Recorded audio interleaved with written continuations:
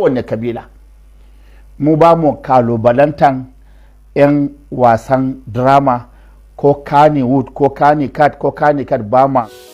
Don na subscribe da alaman ƙararrawa domin samun ingantattun shirye-shiryenmu da zarar mun ɗora. Amfani da wannan dama ina baiwa 'yan tamsiliyan mu haƙuri.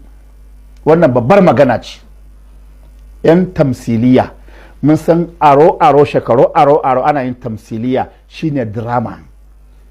Drama iri-iri ana yi na kowane yarurruka a duniya, kowane kabila. Mu ba mu kalubalantan 'yan wasan drama ko Kannywood ko Kannycat ko Kannycat ba ma kalubalantan ku, ba ma yin haka. A cikinku akwai mutanen kirki kwarai da gaske, masu addini, masu imani, masu taimakawa addini. Haka Allah ya kaddara muku sana'a ce.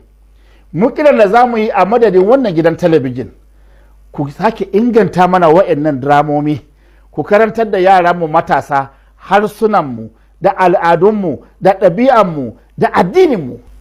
Ku musulmai ne, 'ya'yanmu ne, ƙannanmu ne, abokananmu ne, 'yan uwanmu ne, a cikinmu kuka fita. Muna yi muku fatan alheri ga baki ɗaya, mu gudu tare mu tsira tare. Inda ba daidai ba a gyara, don Allah a gyara. Wannan shine sako na ƙarshe.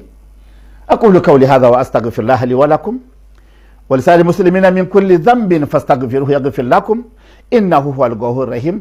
Ina matukar godiya ga shugaban gidan wannan talabijin mai albarka, wato Al-Irshad, bisa jagorancin shugabanmu jagoranmu Fadil Sheikh Muhammad Sani Yahya Jingir, da kuma sauran mukarraban wannan tafiya, da kuma daraktocinmu da sauran producer namu. Ina matukar godiya a munasaban da Allah ya haɗa mu yau a gasan karatun Alkur'ani mai girma kashi na 26, wanda yau an baza kolin karatun nan a babban birnin jiha na Damaturu, cibiyar mulki na jihar Yobe.